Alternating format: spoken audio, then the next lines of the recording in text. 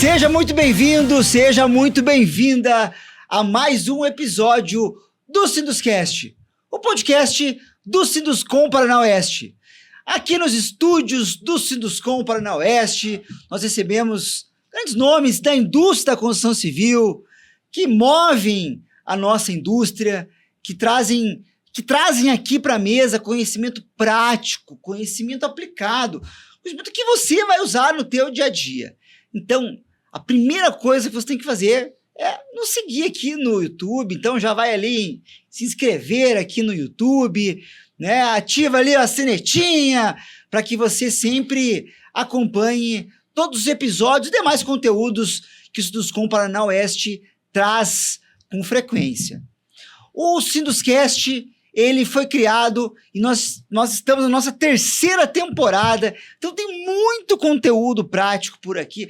Mas eu quero saber sobre a reforma tributária e os impactos na indústria da construção civil. A gente trouxe Fernando Guedes aqui para a mesa, então vai lá, acessa.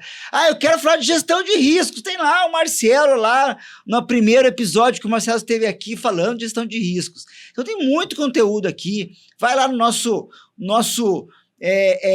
nos nossos vídeos do Sinduscast, que você vai ver muito conteúdo bacana por aqui. Legal?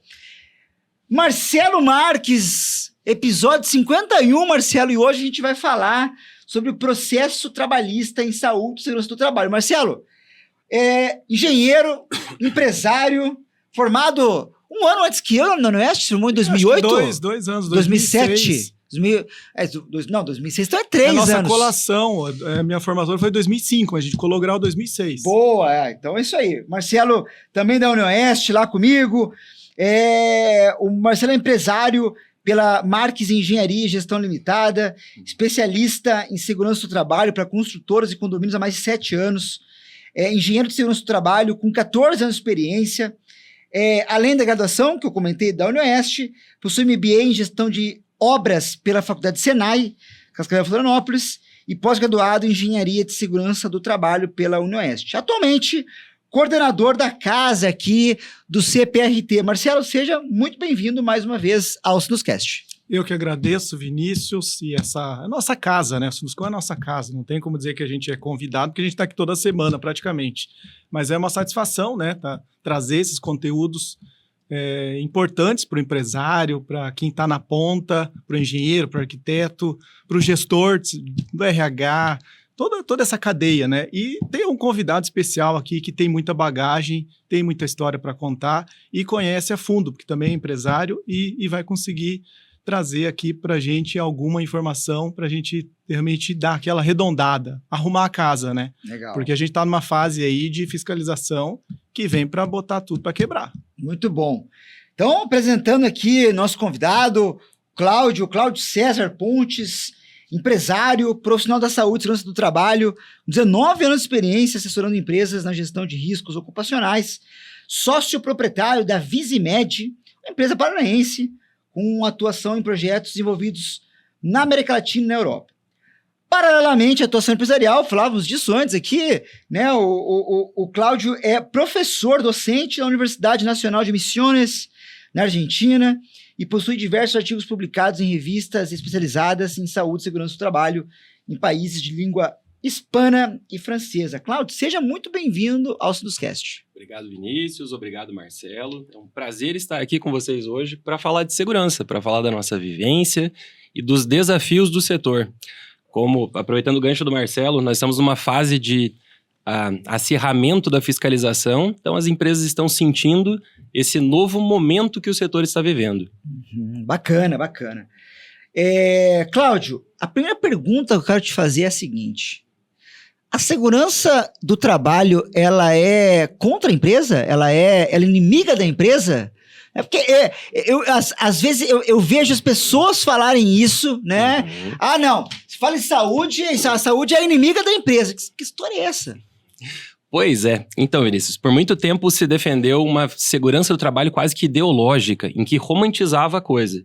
Colocava o trabalhador como infantilizado e o empresário como vilão. E não é assim.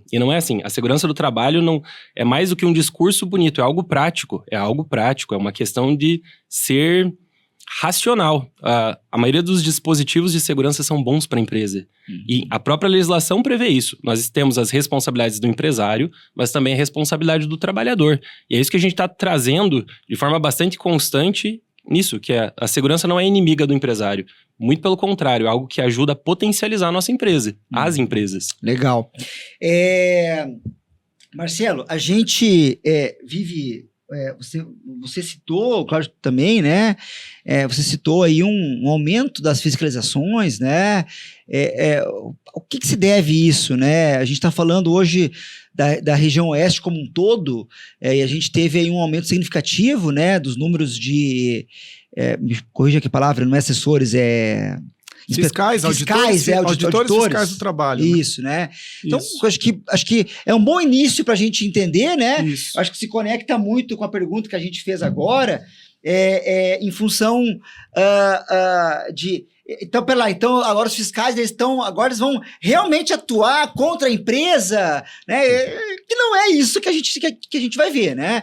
Mas a gente precisa entender. Eu diria que é um novo olhar, porque até então a gente tinha uma configuração que a gente tinha poucos fiscais para uma região aqui, oeste, sudoeste, noroeste do Paraná, que é a região que Cascavel como gerência atende, que eram poucos fiscais. Não dá conta. 4 fiscais para atender todas as áreas da economia é muita coisa. Então, a partir do momento que ingressaram novos fiscais vindo de outras regiões do país e também aqueles concursados, que é a primeira oportunidade deles, a gente teve um aumento de efetivo, que já é uma preocupação.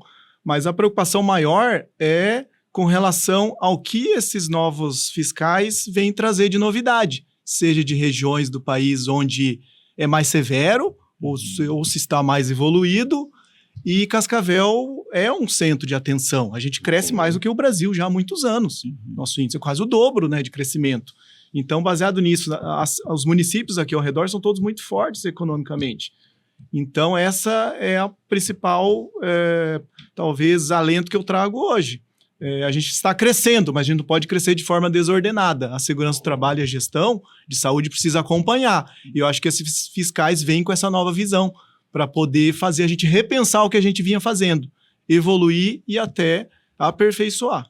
Aproveitando o gancho do Marcelo, a gente entende que esse aumento na fiscalização gera desconforto, é evidente.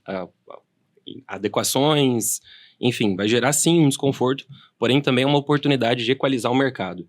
Porque ele peneira as empresas que são sérias daquelas empresas que são aventureiros, que eles não têm o know-how técnico, que eles não têm um investimento adequado e competem com empresas sérias, que têm funcionário registrado, que tem toda uma estrutura por trás. Então, por mais que gere desconforto, é uma oportunidade para o setor indústria, para a gente elevar o nível como setor. Boa. E olha que interessante que ocorreu. A gente fechou agora, bem recente, o nosso planejamento estratégico aqui da entidade, né? E pegou muito forte, uma fala até do nosso presidente, o Abel, que entrou muito forte a formalidade, ou seja, os informais ganharam espaço. Desde a pandemia vem essa história, não, porque vamos dar um jeitinho, a economia não está legal, a política está interferindo, a justiça é complicada. Então, esse voltou como um assunto prioritário no nosso planejamento estratégico. Então, quem faz, fazer bem feito, e quem não faz, vai ter que fazer. Senão a coisa vai complicar para vocês. É a história do aventureiro. O Abel comentou isso ontem mesmo, sobre isso aí, sobre essa vocação que o Sinduscom tem de combate à informalidade. Recentemente eu dei uma entrevista para a RPC, que eles vieram falar comigo, argumentando a redução do número de contratações formais em Cascavel. Eu falei, então, isso é a nossa economia embaixo? Eu falei, olha, você pode até ter esse olhar, mas o olhar que nós temos dentro do Sinduscom é um crescimento da informalidade. Né? Então, a gente vai nos bairros e a gente vê uma informalidade total, né? O cara trabalhando sem registro, sem nada. E não é só Cascavel. Você pega, por exemplo, Foz do Iguaçu, você tem paraguaios vindo trabalhar. Então, você vê ali motos paraguaias, inclusive, estacionadas nas obras. Esse cara não tem registro, não tem nada. E esses dias atrás, um empresário colega falou assim, né, que ele tinha contratado lá, né, informal, né, a gente estava discutindo sobre isso. Ele falou, cara, e olha o que aconteceu. Esse cara, ele trabalhando lá e tal, ele brigou para não se registrar, porque estava em seguro-desemprego, a velha história de sempre, né? E aí ele teve um negócio, uma crise no pâncreas, que nem estava ligado a um acidente de trabalho. E aí ele ficou lá se lamentando depois. Puxa, se eu tivesse registrado agora, eu teria, né, pelo menos aqui, eventualmente, um afastamento aqui e tal. Então é um problema que a gente sofre hoje com a informalidade. A gente tem que combater a todo instante, e o Sinduscom Paraná Oeste, ele tem essa vocação mesmo, né? Aproveitando ganchos, Vinícius, aproveitando, não podia deixar passar, sobre mão de obra estrangeira. É uma realidade nossa e é uma necessidade nossa. Nós precisamos desses estrangeiros. Só por curiosidade, a população de haitianos de Toledo está batendo 3 mil. Nós temos 3 mil haitianos residindo legalmente em Toledo. Nós temos um bairro em que a língua franca é o crioulo haitiano. E a construção civil absorveu a indústria e a indústria da construção absorveu essa mão de obra. E nós precisamos nos adaptar para que faça isso da maneira correta. E a gente observa algumas ondas, né, de imigração que acontecem. Os haitianos já há um bom tempo, mas se fixaram. Bem recente, os venezuelanos. A gente teve alguns, em vários clientes, obras que a gente trabalha, colombianos. E agora, bem recente, eu li, a gente ainda lê jornal fim de semana. No caso do meu pai, tem um jornal impresso. Onda de cubanos em Curitiba. Então, olha que coisa interessante, né? Cláudio, olha só. Você estava citando antes sobre as empresas sérias, né, permanecendo no mercado. Eu vou fazer um histórico, assim, uma linha do tempo. Nós, lá atrás, quando falava em você dar segurança para o trabalhador, Marcelo, você dava o capacete, né? Ó, pega o capacete aqui, pega essa bota aqui. Né? Vai trabalhar com a bota, com o capacete aqui e tal. E não anotava nada, né? E aí, com o tempo, a gente foi documentando isso. Documentando.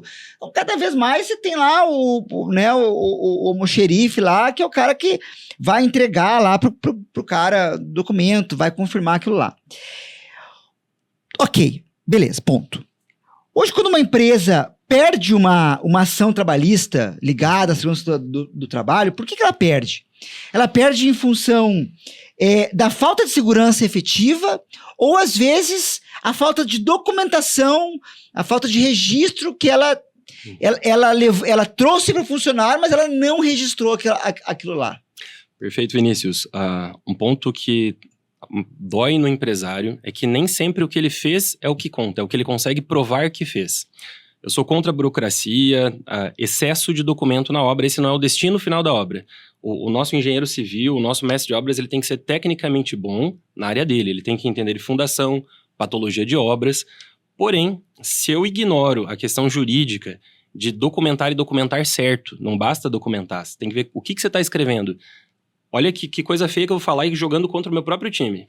Se eu tenho um laudo de segurança, um PGR, um PCMSO muito ruim, é melhor eu não apresentar ele do que eu apresentar um documento que está querendo prova contra mim. Só que qual é a obrigação do meu engenheiro civil na obra, lá na ponta, entender isso? Nenhuma. Ele não tem essa obrigatoriedade de saber. Quem perde na justiça, perde por quê? Vamos pegar 2 exemplos exatamente iguais. Recentemente teve um óbito numa cidade aqui do Paraná, em que o trabalhador estava trabalhando, caiu e faleceu. A família, obviamente, primeiro o Ministério do Trabalho, né, envolveu na situação. A família do trabalhador que faleceu entrou na justiça contra a empresa. E eles perderam, a empresa foi absolvida. Essa mesma situação de morte dentro de canteiro de obras, nós sabemos que é muito raro que isso aconteça. Quem perde, perde por quê? Perde porque não conseguiu comprovar que cumpriu as obrigações. A empresa que foi absolvida, ela falou, cara, o que a lei pedia para eu fazer, eu fiz. Vamos resumir de forma bem simples. O que a legislação pede para o empresário? Vamos falar em EPI. Você tem que fornecer, daí você precisa comprovar que você forneceu, ficha de EPI. Você precisa treinar, capacitar o cara. E por mais bobo que seja, você precisa explicar para ele. E por último, você precisa cobrar o uso. Essas 3 coisas. Fornece, né? Treina e fiscaliza. Ponto. Até aqui. E essa é a barreira de obrigação do empresário. Se eu conseguir comprovar que eu fiz a minha parte, legalmente falando eu estou correto, e nessa disputa judicial eu tenho que entender que o meu trabalhador é uma pessoa adulta, ele tem as responsabilidades individuais dele, é um adulto falando com outro adulto. A minha empresa é responsável até aqui, ponto. A gente tem que passar dessa fase de infantilizar a nossa mão de obra. Quais são as suas responsabilidades? Quais são as minhas responsabilidades? A grande questão é, eu estou documentando isso da maneira correta? Eu tenho uma empresa que faz um baita investimento em segurança, e isso é lindo, é digno, é bonito. Só que adianta eu fazer um baita investimento em segurança, em pecar, em mostrar isso. Eu não consigo comprovar isso. Aproveitando o gancho, eu não quero me estender muito, mas estão vindo novas tecnologias para fiscalização. E aqui a gente corre um risco seríssimo. Por exemplo, o uso de câmera com inteligência artificial. Uhum. Queridos, é uma ferramenta muito interessante, mas que risco que ela traz?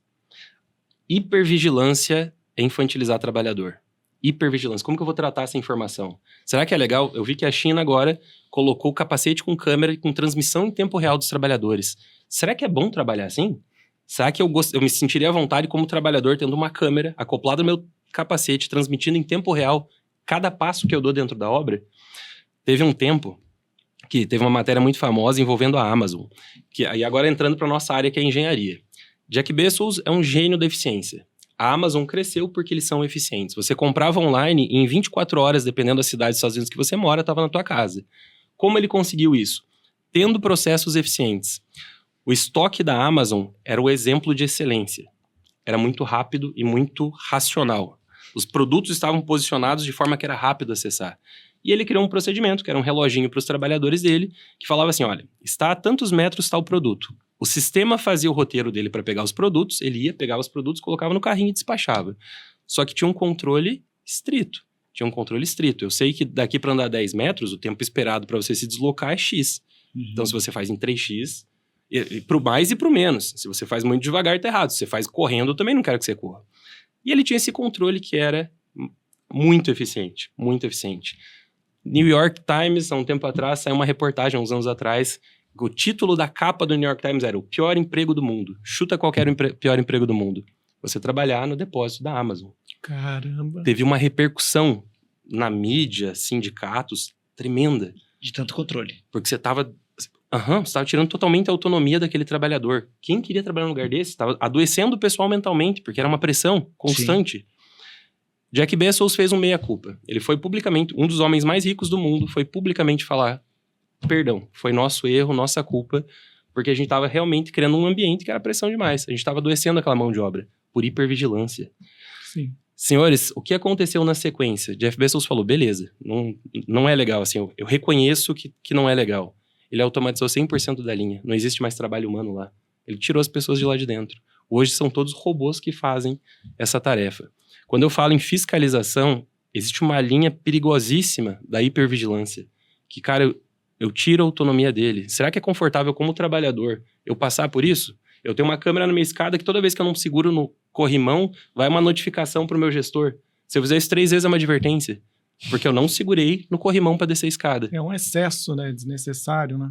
E a própria ferramenta, ela vai entregar informação. E o meu gestor, o que ele vai fazer com essa informação? Será que ele vai ter a sensibilidade humana de saber tratar com isso? Nós estamos falando de um setor que não tem mão de obra. Exato. Eu ia falar isso. Eu estou falando de um setor que não tem mão de obra. Se eu deixo um ambiente ruim, hostil, quem que vai trabalhar para mim? Cara, beleza, eu vou pagar melhor, mas vai chegar um momento que vai ser tão asfixiante esse negócio que aí, quem que trabalha? O empresário ele tem uma linha muito tênue onde ele caminha entre a cobrança, né, um ambiente... Exato, e um ambiente agradável, que a pessoa possa estar ali, queira continuar ali.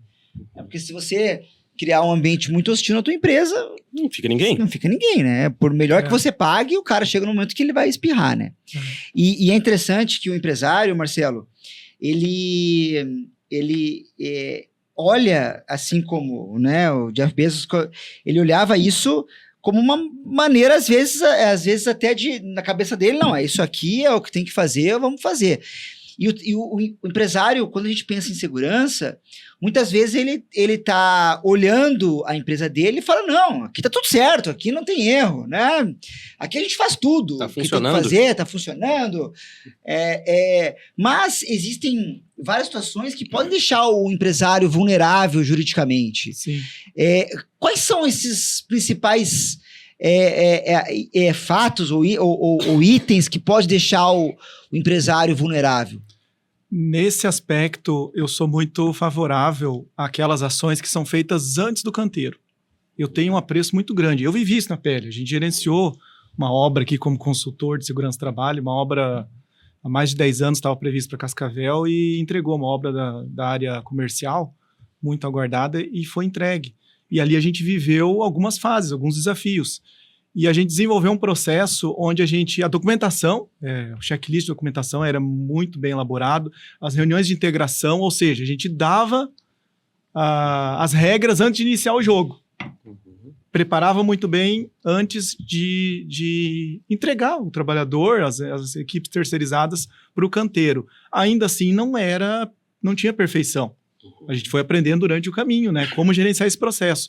Mas na hora que a nossa equipe estava em campo, ou os técnicos e toda a engenharia estava em campo, que cobrava aquele trabalhador, aquela empresa, ela já sabia o que a gente estava dizendo. Quando a gente começava a falar, ele já sabia, e ele desarmava e ele corrigia. Era bem imediato. Então, por isso, a gente não teve grandes consequências, não teve grandes acidentes. Apesar da complexidade da obra. Exatamente. A prevenção, então, ela Exatamente. é o melhor, né, Rogério? A parte inicial ali, ela muda o jogo. A parte de filtrar a documentação, exigir realmente treinamento adequado, conversa olho no olho. Então, a minha engenheira, ela e a técnica que estavam à frente desse processo lá internamente, ela conhecia todo mundo, porque todo mundo passou pelo treinamento de integração. E quando alguém fugia, ela falava, eu nunca vi esse cara, quem é ele? Porque às vezes algum serviço era subcontratado. Então escapava, né? Pelo critério, rapidamente ele era deslocado. Então isso mudava o jogo. Mas eu diria que não é só isso. Na prática mesmo, o que é? É a percepção do risco. Cada profissional, estando ele na obra ou fora da obra, ele tem percepções diferentes. Seja o mesmo profissional, deslocado, um profissional de projeto tem uma percepção, um profissional de execução de obra tem outro. E você imagina em profissões diferentes. O que eu falo sempre para os meus clientes? Quando a gente está, geralmente, ontem mesmo, a gente estava em obra, notificação do Ministério do Trabalho, e o engenheiro ali com pouca experiência, né, na área, ainda sem saber, assim, não conhece a fundo os requisitos, e ele me perguntava, aqui precisa guarda-corpo? Aqui o rodapé, pode ser assim, pode ser assado? E tem hora que eu falo, esquece um pouco da norma, esquece um pouco o que ela pede. Vamos imaginar que uma criança estivesse aqui nessa obra, uma criança com 5, 7 anos. O que ela vai fazer? Onde ela pode cair? Se uma criança pode cair ou ela pode tocar num fio colorido que está exposto, é o que o trabalhador nosso pode acontecer. Então, essa visão de ter uma pessoa vulnerável dentro da obra muda o jogo. Aí a gente passa a esquecer um pouco ali dos detalhes, né? A altura, perfil, a dimensão, a bitola, e começa a realmente pensar em segurança. Essa é, para mim, o fator decisivo quando a gente faz essa analogia. Mas você falou de burocracia, tá? Vamos entrar nesse tema aí. Eu vou começar citando o seguinte. Dentro da minha empresa, da Fungel, a gente atua em vários segmentos. Então, numa obra comercial, uma Marcelo lá, e principalmente, né, na indústria, né? Então, por exemplo, eu fiz uma obra na semana passada dentro da Petrobras, lá em Araucária. E um excesso de documentação enorme, né? Mas, claro que daí você cobra para isso e você entende que há lá dentro um excesso de burocratização, que é o cerne agora da pergunta. E outras obras é zero, né? O cara entra, não precisa citar quem não precisa de documentação nenhuma, né? E aí a minha equipe... É engraçado, porque a minha equipe de segurança, eles falam assim, naquela obra lá é tranquilo, pode mandar qualquer um. Né? Na outra, não, essa aí tem que ser o cara e tal, né? E eu fiz até um stories semana, ontem, segunda, eu acho, que eu falava que a importância de a gente ter a empresa extremamente correta na documentação, na segurança. Por quê? Porque há um tempo atrás, se alguém me ofertasse uma da Petrobras, eu falaria, cara, não, eu não sei como é que tá a minha documentação e tal. Marcelo, eu não liguei pro técnico de segurança para perguntar para ele se tava ok. Eu falei, tá ok sim. Falei, vamos fazer essa obra, vamos colocar. Eu joguei na mão, fechei a obra tal, máquina tal, equipe tal, vocês tocando. Se virem.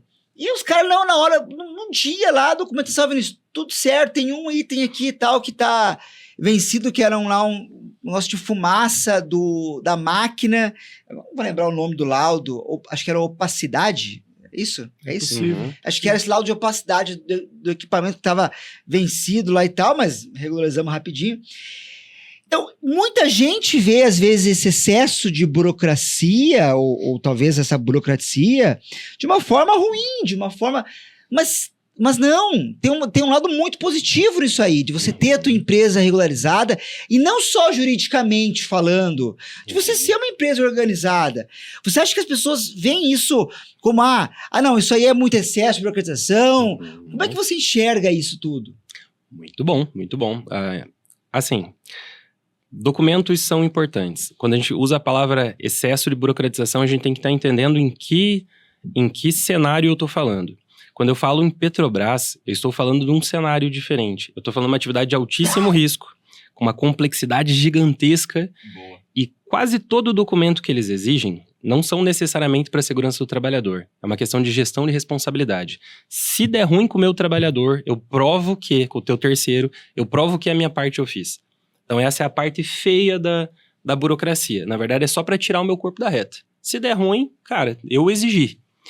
No entanto, documento é importante, só que eu tenho que entender que, para quem e em que complexidade. É o exemplo do freio do carro. O Fusca tem que ter um freio bom e a Ferrari tem que ter um freio bom. Mas eu não coloco o freio de uma Ferrari num Fusca, porque não precisa. Porque é desperdício. Grandes construtoras precisam ter um sistema de gestão mais robusto, porque são muitas pessoas no processo. Eu tenho muito terceiro. É óbvio que eu tenho que ter mais controle. É óbvio que eu preciso de mais documentação, porque eu tenho mais coisas a gerenciar. Eu tenho gente terceira que eu quero saber se o cara tá apto. Se eu tenho 5 funcionários, é uma situação. Se eu tenho 500, eu preciso ter o controle. Burocracia é ruim, ponto, mas ela é necessária. Ela é necessária. Só que se eu erro a mão, eu tô engessando o processo que eu vou perder habilidade de trabalho, eu vou perder capacidade de trabalho.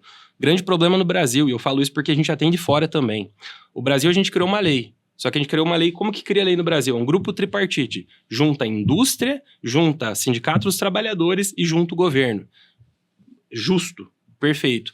Quando eu crio o grupo tripartite, quem que é o representante das indústrias?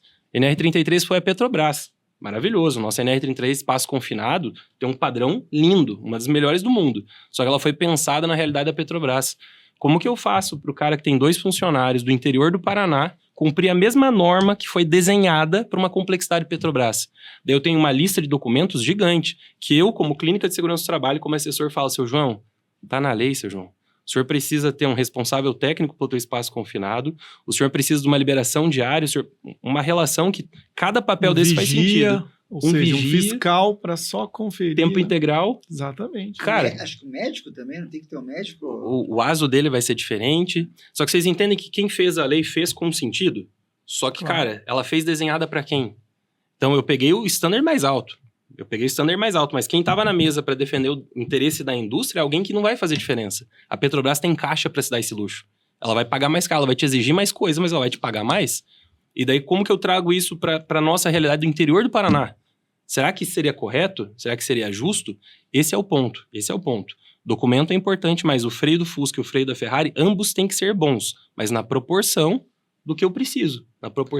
E essas empresas que estão há mais tempo no mercado ou têm esse volume, né? Essa cara, esse tamanho, elas têm um nível de maturidade muito mais alto, é natural, né? E a cultura muito mais forte. Então, para você implementar, a velocidade é muito rápida de implementação. Porque ela já sabe o que ela está fazendo. Ela vai exigir, né? O nivelamento. O nível técnico do SESMIT da Petrobras é absurdo. Nós temos profissionais que são num nível... Isso. É o Cristiano Ronaldo da segurança tá lá dentro. O cara é fora da curva. Ele tem conhecimento técnico, ele tem habilidade... Mas, cara, eu não posso cobrar esse desempenho, essa performance de uma empresa menor, porque não cabe. E por isso que a gente tem que lembrar, o nosso objetivo final como segurança é evitar acidente, ponto. Passou disso é frescura.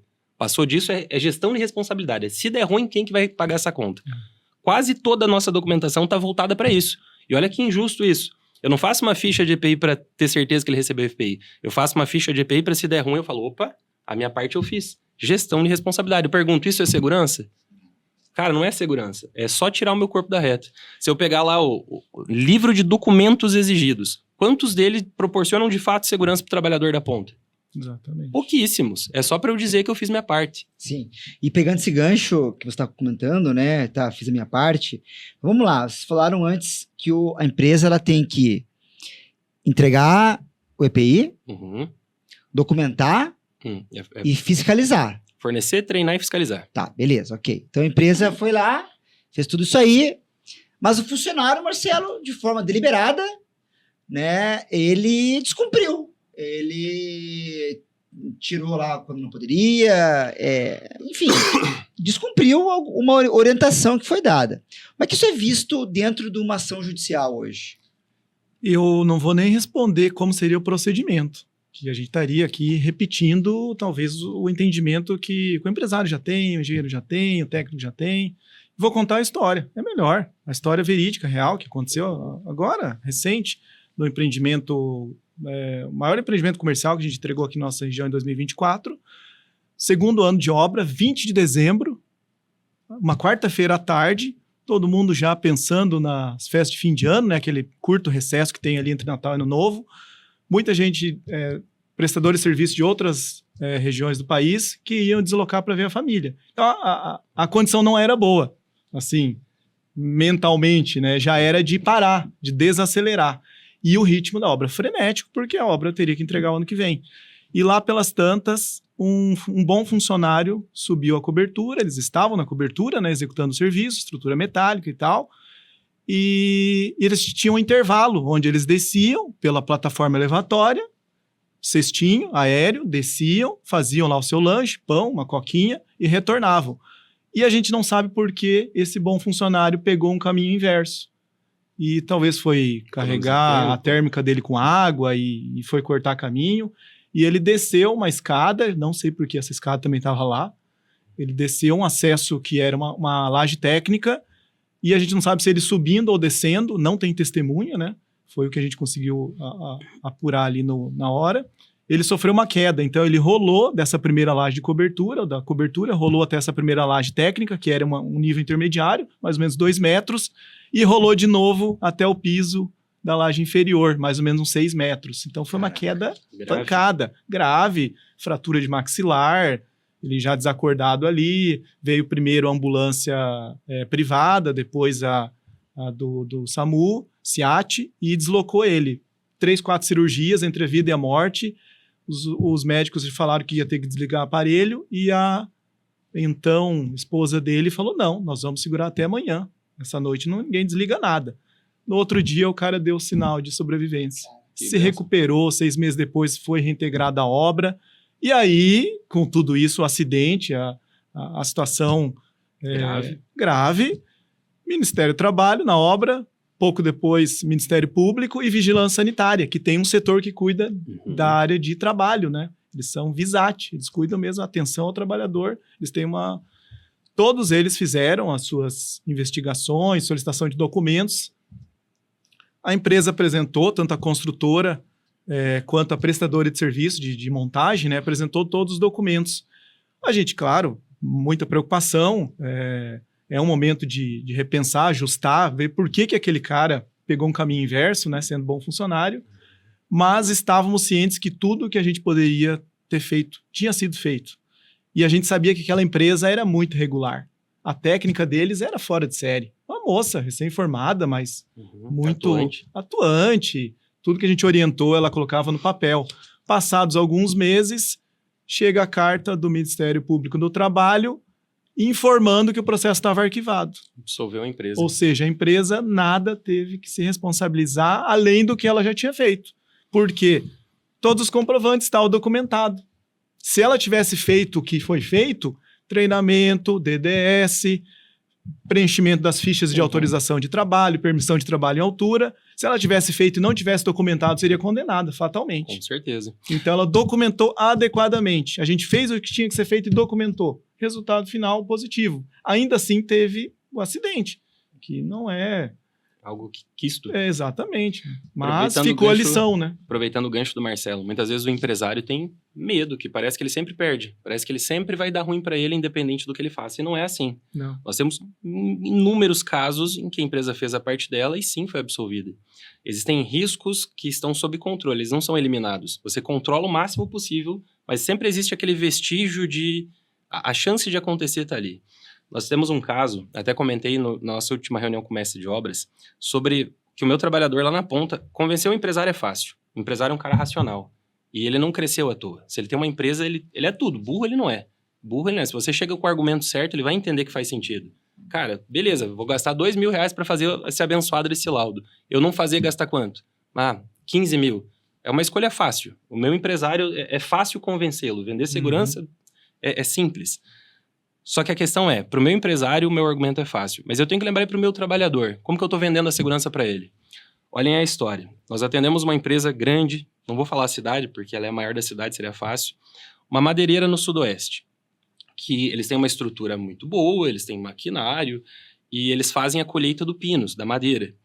Onde é plano, existe uma máquina que faz a colheita, que se chama Harvester, maravilhosa. O operador fica no ar-condicionado, com joystick, linda a máquina, linda, negócio NASA, assim. Só que onde o terreno é muito irregular, a colheita é manual. Na colheita manual, os abençoados contratavam uma empresa, contratavam algumas pessoas para realizar essa colheita manual. E existe uma regra de segurança que não tem nenhum engenheiro de segurança que criou essa regra. Não tem nenhum técnico que precisa exigir essa regra, que é natural da atividade. Que é, se minha árvore tem 6 metros, no raio de 6 metros ninguém chega perto. Cara, não tá escrito Óbvio, na lei né? isso. Não tá escrito na lei. Não precisou Brasília escrever isso no papel. Cara, é algo que tá dentro da raiz do trabalhador. Pode ser o cara mais humilde do mundo, é dele. Essa norma não é nossa, essa norma é da equipe de trabalho. Pois bem, só que tem um ponto, né? Terreno irregular e eles ganham por produtividade. Então a rapaziada trabalha sangue no olho, sangue no olho. Os meninos fazendo essa colheita manual, primos inclusive, terceiros, não eram da empresa, estavam prestando serviço de forma regular, mas não eram CLT, não tinham vínculo. Senhores, o pessoal cada um entrou num lado do mato e começaram a avançar. Terreno muito ruim, terreno muito íngreme, cheio de pedra. Conforme eles foram avançando, eles foram se aproximando sem se dar conta. Porque, cara, você tá lá, você não vê. E aí, sobreposição de raio. Sobreposição de raio, em determinado momento, no que o rapaz corta, a árvore cai, ele acertou o próprio primo. Horrível a imagem, horrível, assim, acertou exatamente no meio do cara. Traumático, polícia, SAMU, polícia científica, foi um acidente. Óbvio que não foi proposital, óbvio que... Mas enfim, sobrou para a empresa que contratou. Não teve. Judicialmente, quem respondeu foi a empresa que contratava os meninos. Senhores, para vocês terem uma ideia, esse grupo tinha mais ou menos umas 10 pessoas que eram recorrentes lá. O pessoal trabalhava de chinela havaiana. Vocês têm noção que alguém cortar uma árvore com chinela havaiana? O encarregado trazia 1 litro de aguardente para se tivesse mordida de cobra. Nesse nível, assim, o pessoal muito humilde, muito... Vou escolher a palavra com sabedoria aqui. Bruto, assim. Uma mão de obra extremamente raiz. Beleza, foi a Visimed lá para fazer esse acompanhamento do pós, né? Já tinha acontecido, agora vamos adequar. Exame ocupacional, treinamento, definir o uso de EPI. E eu não sei se vocês já viram qual que é o EPI padrão para corte de árvore. Horroroso. Tem uma calça jeans que ela esfarela se vinha a lâmina, avental de raspa, perneira contra animal peçonhento. Exatamente 6,4 kg. Caramba! Exatamente 6 kg. Horrível de usar. É horrível de usar aqui. Agora coloca lá no meio do mato, um lugar que só pra você andar já era ruim. É, e que o cara, você falou que é um terreno íngreme, né? Então o cara ainda tem essa condição atípica. Cara, horrível. Inverno, assim. 31 graus, né? Igual ontem. Exato. Esse meu trabalhador tinha todos os motivos pra odiar isso. Tinha todos os motivos. Porque é óbvio, eu ia gerar e não tenho o que fazer, mas eu vou gerar um desconforto muito desproporcional pro cara. Mas é uma regra. Sim. Cada EPI lá tem uma razão pra estar lá. Pois bem, esse eu fui pessoalmente. Eu tive o impulso de eu quero ir nesse rolê. Cheguei para fazer o treinamento para mão de obra. E não perder a conexão com o cara da ponta é maravilhoso. As histórias que a gente escuta nas obras são... São únicas. Cara, é mais legal às vezes conversar com aquele pedreiro de cabelo branco do que com o responsável do projeto. Ele tem muito mais informação para te agregar. Fui eu, pessoalmente, lá fazer esse treinamento. Estavam lá uns 10 caboclos. Eu falando sobre obrigado, a partir de amanhã obrigado isso, obrigado aquilo, obrigado aquele outro. Todos eles com aquela cara horrível, né? muito puto. E tinha um cara no fundo, de braço cruzado, um caboclo, quase 2 metros de altura, grande, barbudo, forte. Se fosse pra sair no soco, não ia dar bom. Alto muito grande me olhando de cara feia. Muito de cara feia. Muito. E eu comecei a ficar acovardado com a situação. Claro. Acovardado, ele tava numa postura muito agressiva, assim, brabo, visivelmente brabo. Mas era meu serviço e eu continuei. Quando eu fui pegar a assinatura da lista de treinamentos, pra vocês terem uma ideia da situação, a gente teve que levar a esponjinha pra fazer no dedo, porque alguns não desenhavam o nome nessa pegada. Era esse o nosso grupo de trabalho, pessoas muito humildes, muito simples. Quando eu fui pegar as assinaturas na lista de presença, se aproxima esse barbudo brabo aí. E me enquadra na frente de todo mundo, assim, me dá aquela enquadrada, falou assim, ô barbudo, pra mim. Falou, ô barbudo, falou grosso, firme, assim, ali eu já olhei rotas de fuga possíveis, né? Ele falou, ô barbudo, deixa eu te contar uma história. Olha a história que esse abençoado me contou. Não vou falar o nome da cidade, porque a maior madeireira da cidade eu ia expor o meu cliente, né? Mas um pouquinho antes da pandemia nessa cidade, teve uma chuva de granizo muito intensa, que vários telhados foram avariados. E essa empresa terceira tinha um barracão, tinha um galpão que eles guardavam as ferramentas deles. E esse trabalhador barbudo morava num barraquinho, gente, cedido por esse pessoal, que não tinha luz elétrica, não tinha água encanada. Eles cederam esse espaço lá, essa barraquinha, para ele morar com a esposa dele. Então, assim, era uma situação muito vulnerável. Era uma pessoa muito humilde, né? Mas o cara que contratava falou, pode morar aí, tá tudo certo. Quando deu essa chuva de granizo, 3 folhas de eternite do galpão deles lá foram avariadas. E esse senhor barbudo subiu para trocar. Até aí tá tudo certo. Quem é agente da segurança para falar que não pode subir? Como que não pode subir? Alguém tem que ir lá fazer o serviço. Pergunto para os senhores, vocês acham que ele usou cinto para subir? Passou linha de vida? Capaz. A gente não faria, não vamos ser hipócritas. A gente não faria. Quem que vai passar a linha de vida na casa? Pois bem, mas ele poderia ter pego no mínimo uma tábua, para andar em cima da tábua, que é o mínimo da segurança. E aqui eu não tô falando de norma, eu tô falando de vida real, de pessoas na casa deles. Esse cara subiu sem ter o cuidado mínimo de colocar ao menos uma tábua. Pois bem, ele me contando. Troquei a primeira folha, beleza. Troquei a segunda folha, beleza. Quando ele foi tirar a última folha ele deu um passo para trás. No que ele pisou, ele falou, cara, quando eu escutei o barulho, só deu tempo de levar o braço e negar o rosto. Esse homem fraturou a mandíbula e moeu os braços. Ele não quebrou, ele moeu os braços. Não sei se vocês já viram quando o cara cai de moto e põe tipo uma gaiola na perna, que fica uns ferros saindo. Sim. Pois bem, esse abençoado fez 7 cirurgias no braço e 8 no outro. Ele teve que fazer enxerto de osso, cara. É um procedimento, graças a Deus, que a gente mora num país que tem recurso, né? Só que ele ficou 7 meses com os 2 braços imobilizados. E a frase que ele me falou, contando essa história, cara, eu vou trabalhar mais 20 anos, eu não vou esquecer. Ele usou exatamente essa palavra. Ele falou assim, cara, o que mais me doeu não foi o acidente, o que mais me doeu não foram as cirurgias, daí ele me contou a história do enxerto, enfim. Ele falou assim, o que mais me doeu foi a humilhação da recuperação. E foi essa palavra que ele usou, a humilhação da recuperação. Por 7 meses, a esposa dele tinha que dar comida na boca dele, gente. Por 7 meses, toda vez que o trabalhador ia no banheiro, alguém tinha que ir lá limpar ele. Vocês têm ideia do que é para um homem adulto, 40 e tantos anos, passar por uma situação dessa? E, de repente, na situação de ser hipervulnerável, atendido, né? Hipervulnerável. Cara, por que ele tava com essa postura quando a gente começou a falar de segurança? Porque ele sabia o que era sofrer um acidente, cara. Ele sabia a dor que era sofrer um acidente. Quando a gente fala em segurança do trabalho, cara, se der ruim, não é ruim para a empresa. A gente tem seguro para isso. Se o empresário tiver um pouquinho de bom senso, cara, você tem um caixa mínimo para poder gerenciar isso. O INSS serve para isso. Eu pago o INSS pro meu trabalhador, mas, cara, o INSS é um seguro, que ele vai se aposentar e vai arcar com ele. Então, eu, como empresário, vou ter impacto, só que eu não sou o mais prejudicado. Quando alguém se machuca, o maior prejudicado é o trabalhador e a família dele. E é isso que o meu trabalhador tem que entender. Ele tem que entender que ele não é obrigado a usar cinto. Ele tem que entender que é bom usar o cinto. Porque se der ruim, quem vai pagar o pior preço é ele, que é o ponto da autorresponsabilidade. Infantilizar o trabalhador não dá, cara, porque se der acidente é ele que é o maior prejudicado, é do interesse dele fazer segurança, não é só do interesse da empresa. Eu, como pai de família, cara, do meu interesse não me machucar. Ah, mas eu sou CLT, bacana, como que funciona a questão do seguro acidente? Primeiro que eu não recebo integralmente, segundo que eu preciso passar por uma perícia para o INSS me liberar o seguro. Que muitas vezes é negado. E muitas vezes demora meses. Cara, então eu tô com dor, tô com sofrimento e eu ainda sou financeiramente vulnerável. O meu trabalhador precisa entender isso. Segurança tem a ver com ele. É autorresponsabilidade. Não é o Marcelo que tem que ficar 24 horas olhando ele e falar assim, queridinho, põe a luvinha. Amorzinho, põe o ganchinho aqui pra se engatar. Gente, não dá. Eu não tenho uma pessoa pra ficar uma pra uma.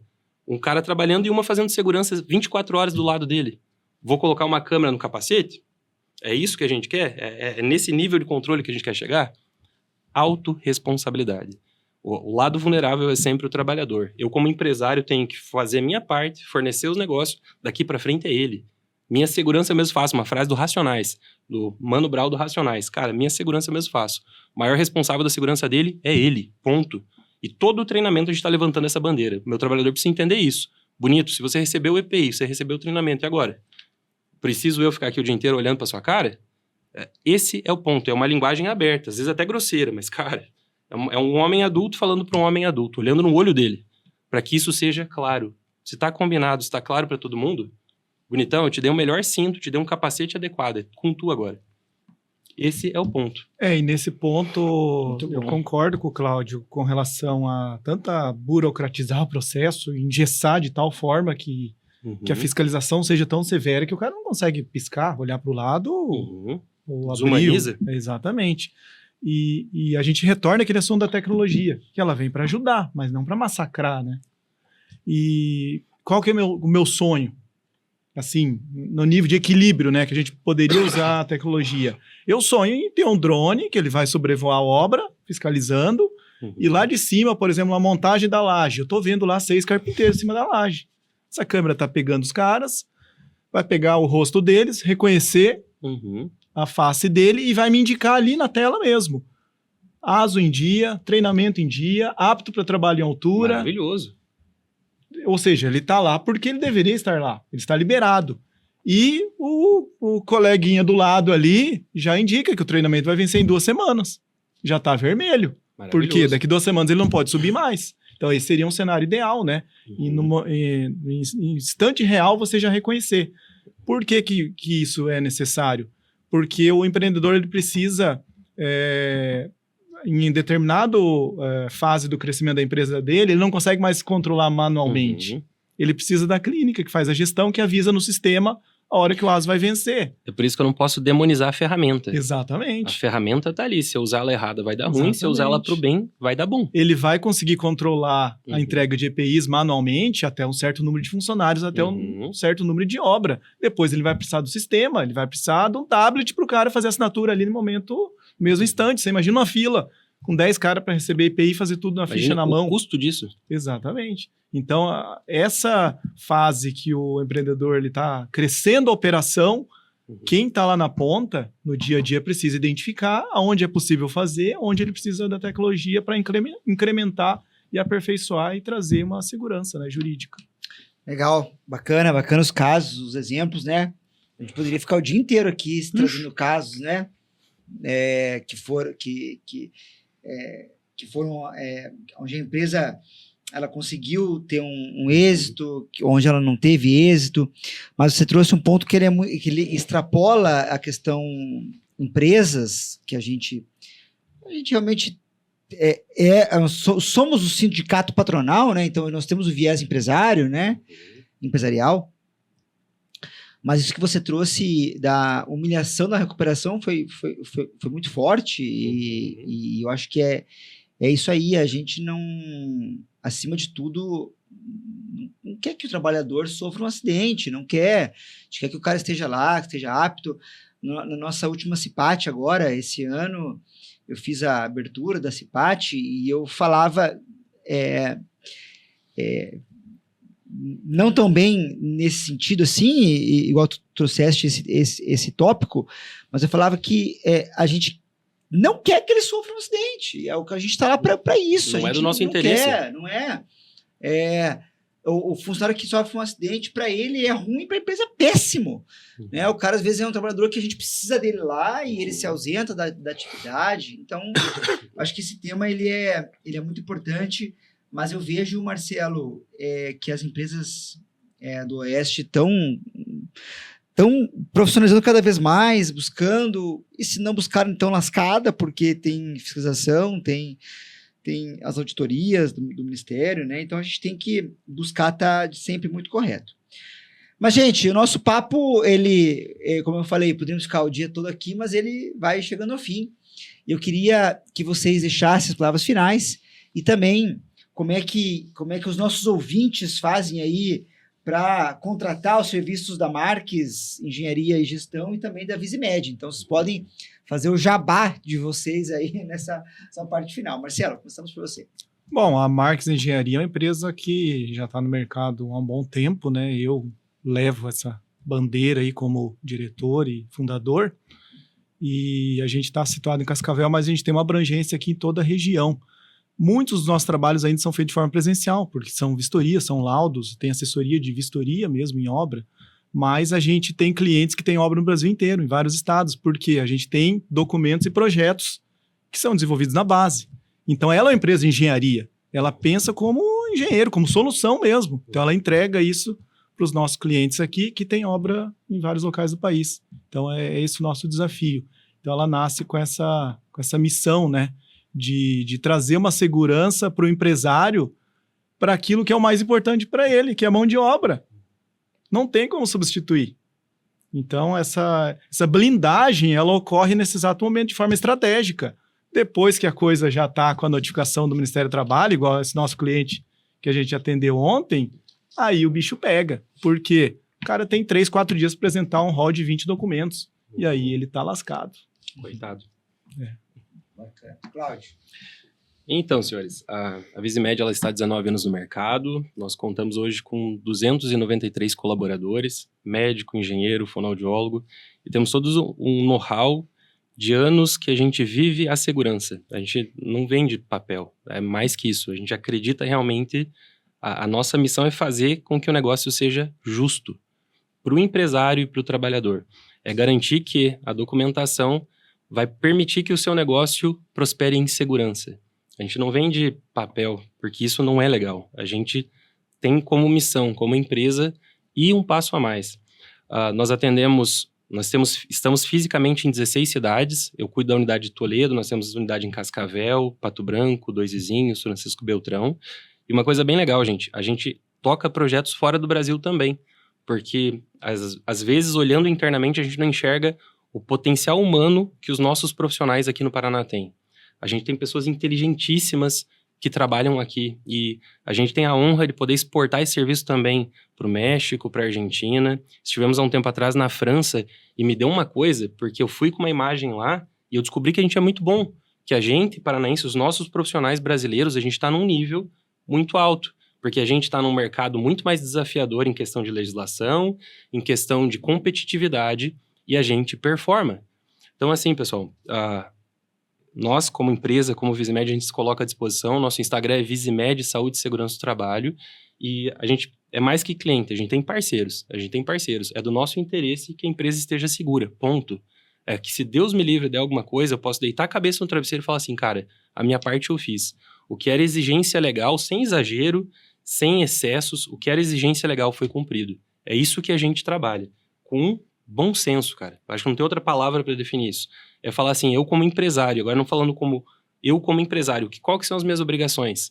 Eu fui bem assessorado, tem uma parte na Bíblia que fala assim, o meu povo sofre porque falta conhecimento. Muitas das decisões erradas da minha direção, do diretor, foi porque chegou informação atravessada para ele. Porque ele é uma pessoa inteligente, ele é uma pessoa que ele não chegou lá à toa. O negócio dele não prosperou à toa. Se eu chego com o argumento certo, se ele tem as informações corretas, é óbvio que ele vai tomar a boa decisão. Então a Visimed está aqui para isso. Nós temos muitos profissionais, tem pessoas dentro do grupo que me superaram 1 milhão de vezes. Engenheiros, médicos, e toda essa estrutura, a gente está aqui por uma razão só, para a gente tornar um ambiente de trabalho mais adequado. Ponto.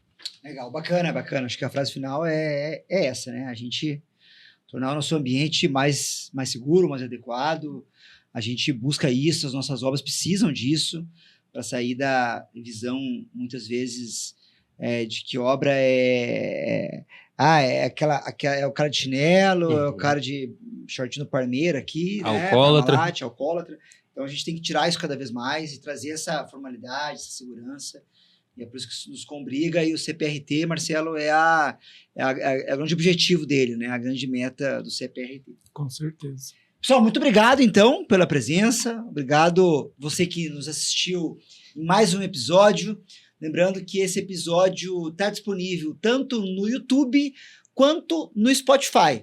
Então vai pegar a estrada, Cláudio, vai lá para Pato Branco, para Beltrão, ver as unidades lá, liga o Spotify, baixa lá os nossos episódios, que tem muito conteúdo bacana por aqui. No YouTube, não esqueça de se inscrever e ativar a sinetinha para que você possa acompanhar esse e outros episódios do Sinduscast. Pessoal, muito obrigado e até a próxima.